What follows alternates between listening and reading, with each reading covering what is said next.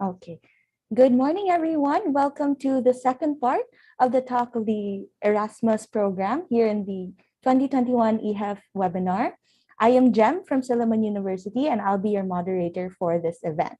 Today, we are joined by an esteemed guest. He is a registered and licensed architect and sustainable territorial development consultant who recently finished his Erasmus Mundus joint master degree in dynamics of cultural landscape, heritage memory, and conflictualities, or DYCLAM Plus in Europe, under the Erasmus Plus scholarship, graduating summa cum laude from his university. Everyone, let's give a warm welcome to our speaker, architect Kenneth Tua. Thank you very much, Ms. Jamela, for that warming introduction. And good morning to everyone here in the second day of the European Higher Education Fair 2021. It's so nice to be here with everyone. And I'll be talking about, in continuation to our Campus Erasmus Mundus President, Ms. Kate Ramil, who presented just minutes earlier. I'll be continuing the discussion, and I'll be doing some quick sweep of some of the information that she said. Then I'll be talking next with regards to my experiences and more specific details with regards to the how can I say this, the Erasmus Mundus Joint Master's Degree itself. So I'm going to share my screen. Okay. Can you see the screen? Yes, we do. Okay, I'm going to make it in full screen. Can everyone see the full screen now? Oh, good. Yes. Okay, great. So again, thank you for having me today. I'm going to give you some Erasmus Plus tips, no? So hi everyone. Again, I'm Architect Kenneth J. Tua. I am the Officer and Resident Consultant of Campus Erasmus Mundus. And now this is a talk entitled as Erasmus Plus Tips. Now, if some of you are from Mindanao State University, I gave an identical presentation a month earlier. So this might be the same, but I'll be go more on detail with regard to my experiences. Okay, so the Erasmus Plus program, it is the European Union's program to support education, training, youth, and sport in Europe. It has estimated budget of 26.2 billion euros. This is nearly double the funding compared to its predecessor program, which is 2014 to 2020, which is now is 2021 to 2027. The program itself places a strong focus on social inclusion, green and digital transitions, promoting young people's participation in democratic life. Now we're going to go directly to the main idea or main purpose of this structured webinar. This is the Erasmus Mundus Joint Master Degree Program, or the EMJMD. Now, it is a prestigious integrated international study program jointly delivered by an international consortium of higher education institutions in Europe, with students at master's level from over the world can apply. Now, the EMJMD structure. So it is an integrated study program, fully recognized. When we meant by fully recognized, it has some sort of recognition from the European Union. So it is recognized in internationally. Okay. Next will be the study period is at least 2 of the program countries represented in the consortium. The duration is 12, 18 to 24 months, or 60 to 120 European credit transfer system. Now, with these 2 bullet points, like what Ms. Kate said earlier, you can study at least into 2 universities and maximum of 4 universities, including 2 institutions from different countries. It says here that 60, 90, 220 ECTS. If you're going to study a full degree diploma, it's going to be 120. If you're going to study let's say a national diploma, it's going to be 60 to 90, which can be 1 to 1.5 years. So like what I said earlier, it will award a double, multiple, or joint degree.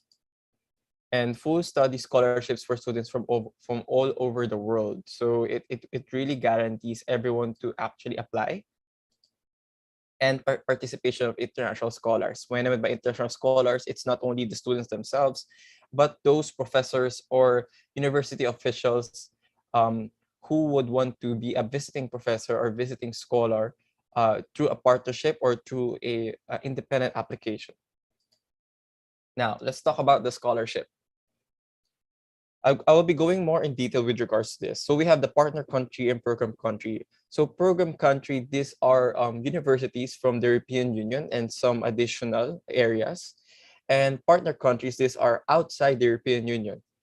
So when you apply for the scholarship, let's say you are from France and you apply for the Erasmus Mundus Joint Master Degree, the scholarship that you will get is from the program country because you are applying from the program country itself. But if you are outside, like for example, Philippines, you will get more scholarship.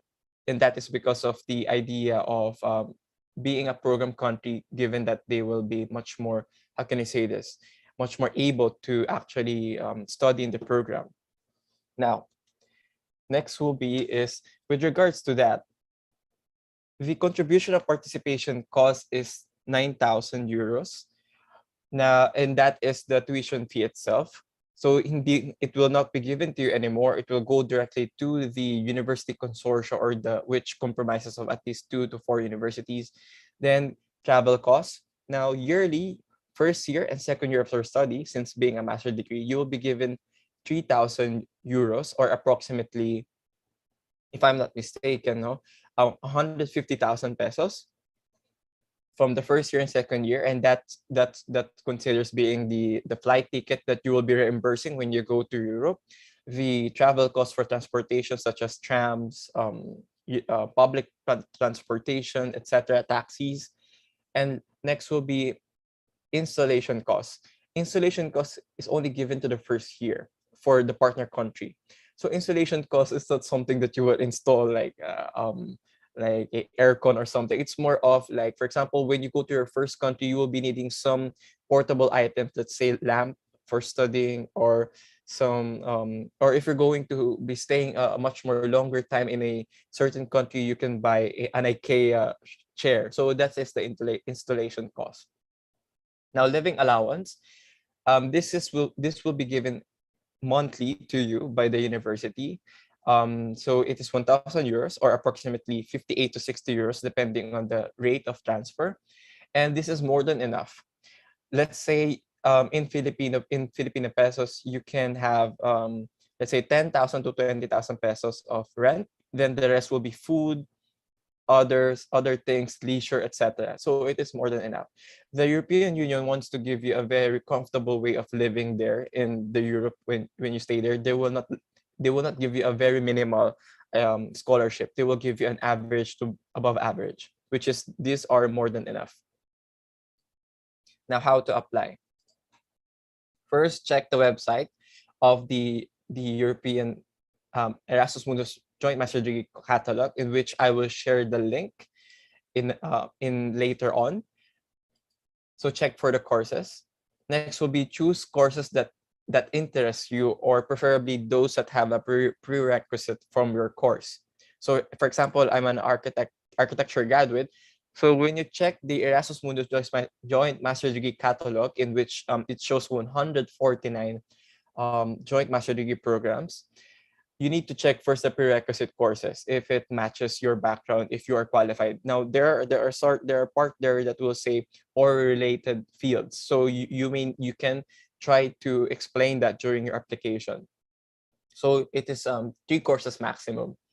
If you go beyond that, your application will be void, kumbaga. So they have a way of tracking those who applied in all 149 EMJMT programs.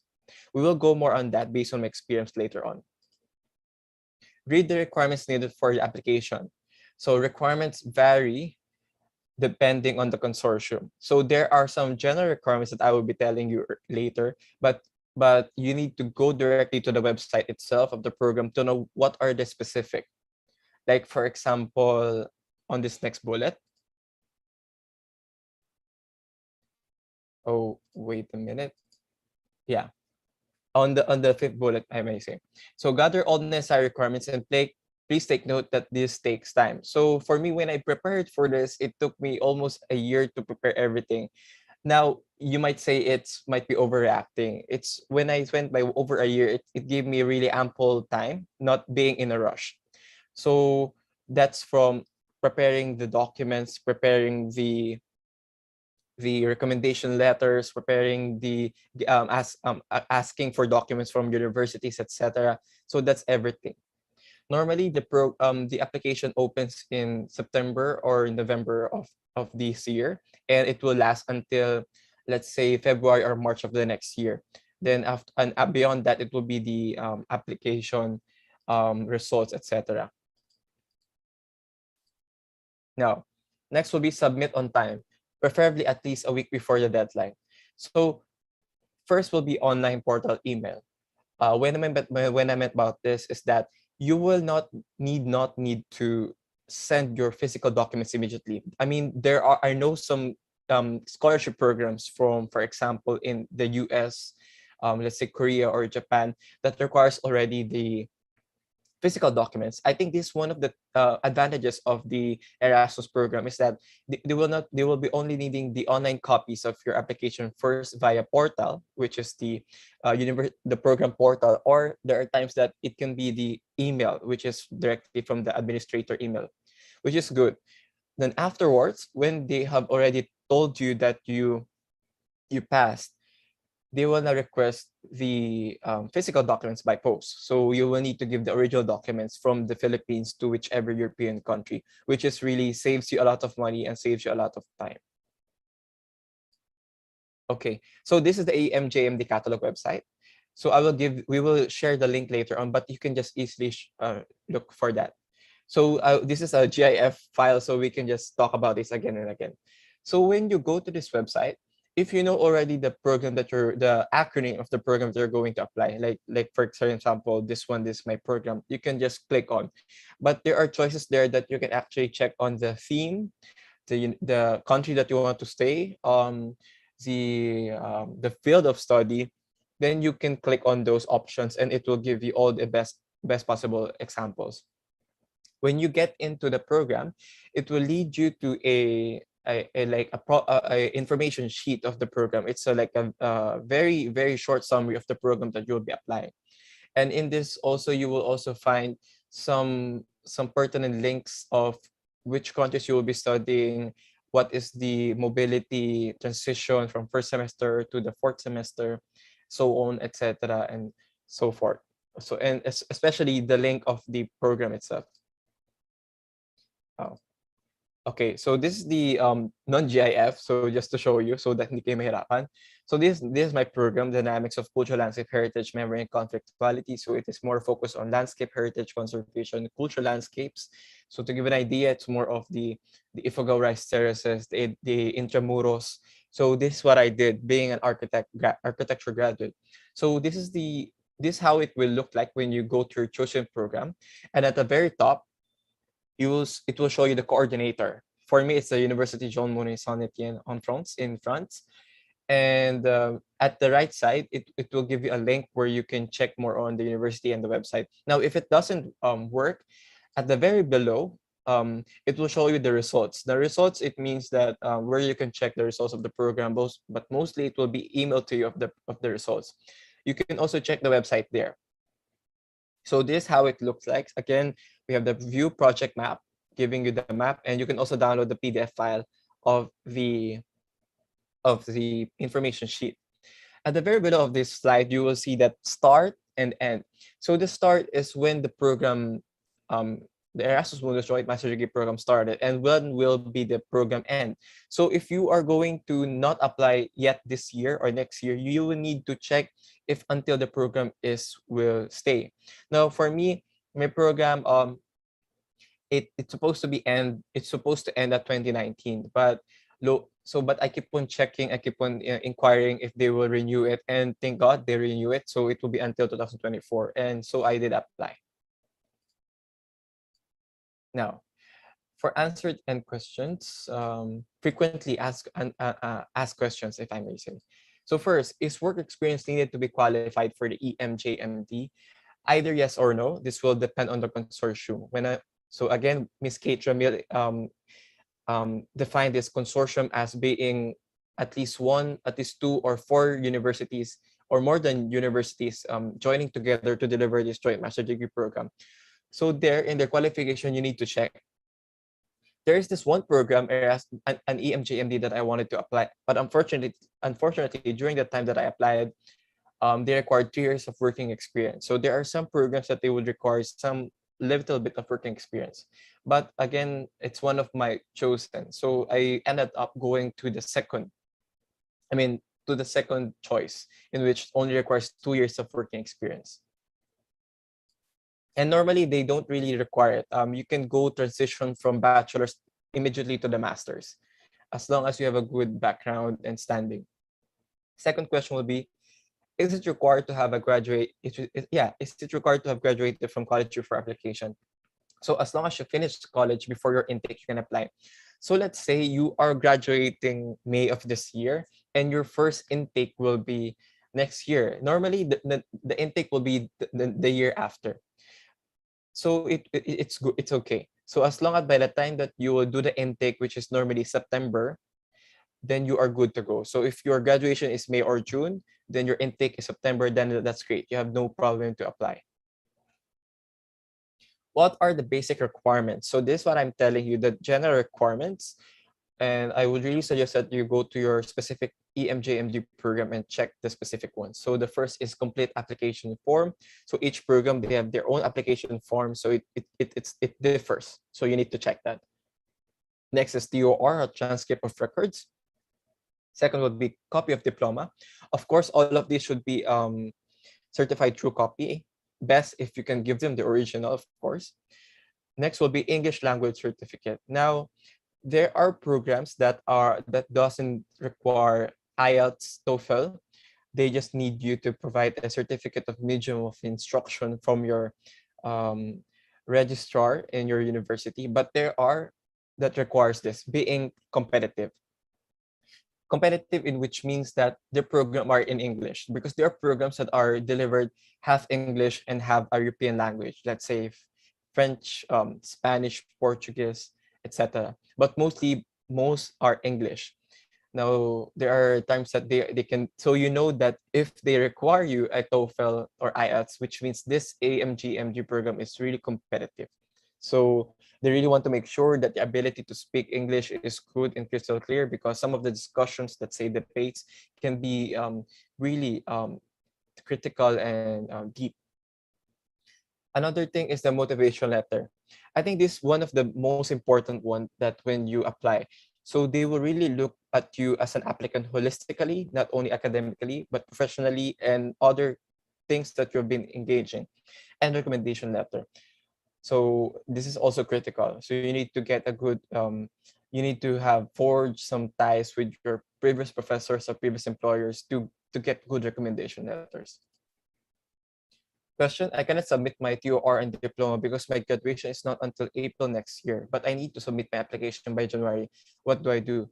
So first, inform your coordinator. So the coordinator is the one who is handling the administrative matters, and that you will send the remaining documents once they are available. What you can do here is that you can provide a provisional graduation, given that you're in good standing and you are yet to graduate in this time of the year, or provisional TOR, let's say from first to third semester, being the fourth semester is not yet ready. So you can provide that.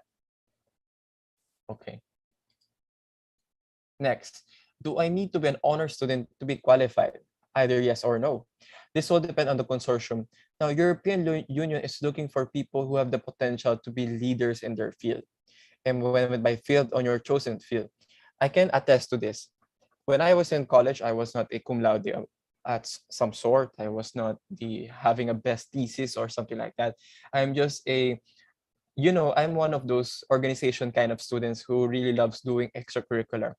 And by when I meant by that, I use that as my strength when I applied, especially on the motivation letter, and also my strength when I do start doing my job when I graduate. So yes or no? Of course, it would be great if you are a cum laude or you have good honors. That's already a plus. But this is not really a kind of praises. But again, the EU really looks for the brightest and the best. So yeah, it's good if you have gone doing some academic honors previously. Am I allowed to work while I'm studying in the European Union? So either yes or no. It depends on your visa. Most countries allow you to work at particular number of hours. Also, your stipend as scholar is enough to pay for your fees and expenses without having an extra work. So I'll go with the second statement, no. So yes, the stipend is really more than enough. I didn't work during the course, but I did had the dream of doing a barista work. But then again, I would really suggest that you focus on your study, focus on traveling. Yeah, traveling, because that's part of the program itself, no, the mobility. Now, then if you want to work, you need to check your visa of up until how many hours you can work. So you can also apply for additional when you renew your visa, let's say for a residence permit, you can also apply for that. But you need to notify your coordinator and your university, because of course they would not want it to be the reason for you not to excel well on your for your EMJMD program. Is there a separate application for scholarship? No, but there is a separate deadline for those applying for scholarship and for those who do not need scholarship. So normally, those who are able to apply without scholarship, their application is much more on a later time. Normally, those who apply for the EMJMD scholarship, it is much more early. So you need to check those dates so you will not get mixed up. And you need to check those dates on the time that you will intake, because normally posted on the websites are the previous one, but ballpark is the same as that period of application. Lastly is, do I need to come back after I finish my studies? Can I stay in Europe? So these are the answers. Yes, you can stay if your visa allows you to. Second, if you are hired by an organization, company, or institution in Europe. And three, if you're pursuing another degree. Let's say first, if your visa allows you to. So if once you renew, you can check, there's some instructions or rules that you can check, that let's say after your visa expired, you will be given, let's say, a month or two to get your visa. It's like a period of waiting. Then if you're hired by an organization, after your graduation and when you apply a company and you get hired, then that's good, because there are times that they will process your working visa. And if you are pursuing another degree, so after the Erasmus Mundus short master degree, you can go to the sister program, which is the Marie Skłodowska-Curie Action, which is for PhD. Now, the good thing with this is that the European Union doesn't oblige you. It doesn't have a holding you that when you take our program, you need to serve to the Philippines afterwards. You need to be on this. You're not hold of anything. It's really a scholarship that it doesn't ask for something in return. So that, which is the beauty of the program. Okay, so those are the frequently answered questions. So that when we have the Q&A later, we have streamed down the questions now, and we can go more on the specific. Now, the Erasmus Mundus Joint Master Degree Scholarship. So this was the recent one. So 2,556 were given the scholarships earlier this year. And that's how the European Union really do their best in providing quality and integrated education, not only for the European Union and the European countries itself, but also from the partner countries, such as the Philippines. And to give you an idea, Philippines is top 11 worldwide and top 2 in Southeast Asia. Last year, they are top 1, and they have been consistently on the top 10 in Southeast Asia and worldwide, being given the scholarships. So earlier this year, we have sent 65 scholars, all from different fields. And it just showed that how Filipinos are excelling well in the European Union. And to give an idea, we have already 600 scholars to date, and we have around 40 honor students from the European Union, being from cum laude to summa cum laude. Now, it's time to prepare, no? So part 1. So like what I said earlier, I told to, it's really a way of preparing yourself. when I was preparing for this, I was in a government organization, which is the Pasig River Rehabilitation Commission. And just to segue, what I did to prepare is not only the documents itself, but also mentally. If you're really passionate and you really wanted to do this. So the funny thing is, in my monitor in my work, I set an Eiffel Tower icon as my desktop screenshot, and my workplace is an open place, so everyone can see that. And you need to get also your support from your colleagues, from your boss, if you're, especially if you're working already. So I did get my support from my employers there, and they know that I was applying, and I did get one of my recommendation letters from one of our heads. So when you prepare, check first of the when it will open for the application. So preferably we will need to check the previous intake application time. So there's a possibility there's a spring and a fall application. So you need to check on that, and at least give yourself 2 to 3 months to prepare all the documents that you need. And of course, that consists of the academic documents from universities and documents as recommendation letters from your professors and employers. So you will really need time on that. And if your study, if nung college, if you're in college and nakakapag last minute do ka ng work, this one you really needed to prepare. And I think dito nagkakatalo when it comes to getting the scholarship. The more you prepare, the more chances that you're going to get that scholarship. And that I can really say that based on my experience. Now, like what I said earlier, you need to choose your top three programs, no? So with that said, I applied to actually 3 programs, and there's this idea na nakapag-apply ako for only because when I applied for the Erasmus Mundus Joint Master's Degree in Tourism and Tourism Management, which is headed by University of Glasgow, the application was competitive to the point that they required a initial master degree as part of the application. So with that said, they said that I'm not already qualified anymore, and I did confirm why. But when you meant by not qualified, you didn't. I'm not yet good to apply.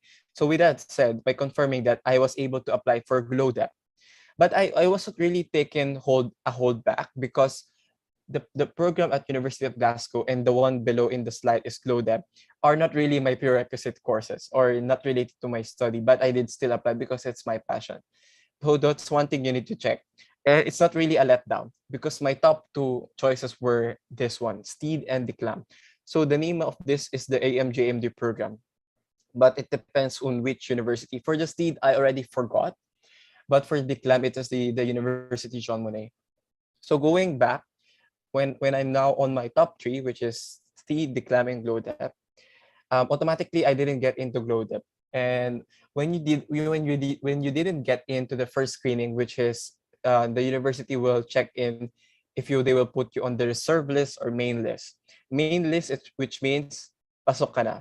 Reserve list, which means you're one of those who did get qualified, but your score is not yet enough to get into the main list, which is the scholarship themselves. So when someone backs out in the main list, if you're the first one in the reserve list, you get in.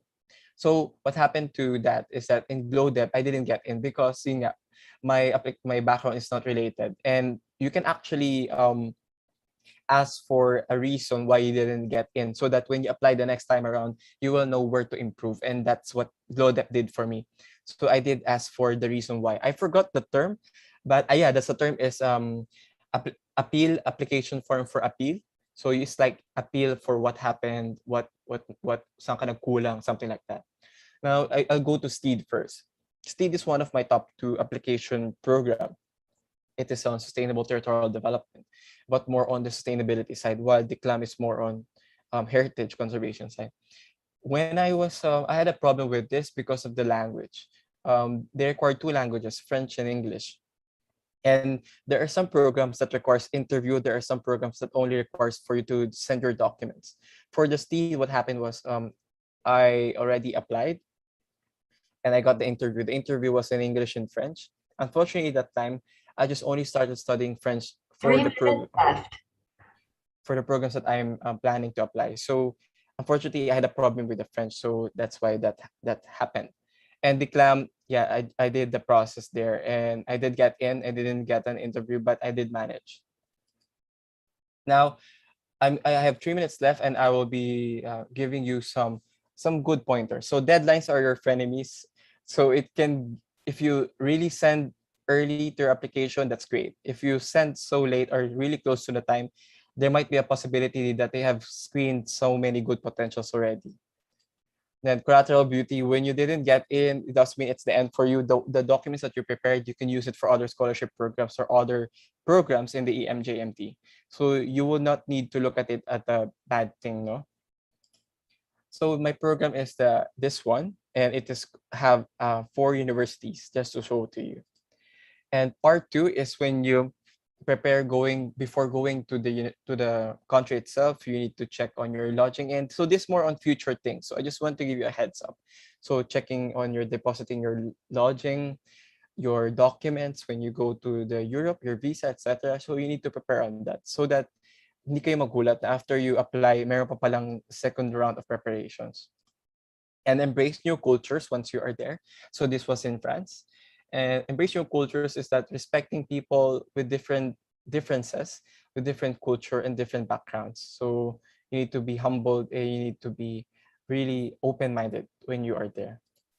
And 99% of the time say yes. So this is my fellow Filipino. So nagkataon, dalawa kami kasi she applied in a program country in Spain.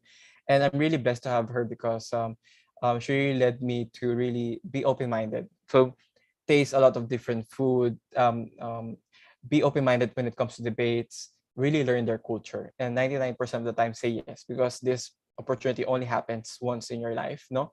Kasi you cannot apply, when you graduate on this, you cannot apply again to an EMJMD, but you need to apply for a PhD na if you're gonna go continuing education. And maximize the opportunity.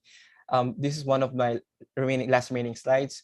So when I did my final presentation in the first semester, I was talking about the never again, never forget, which is the martial law era. So for me, it's looking at heritage conservation in terms of historical revisionism and distortion.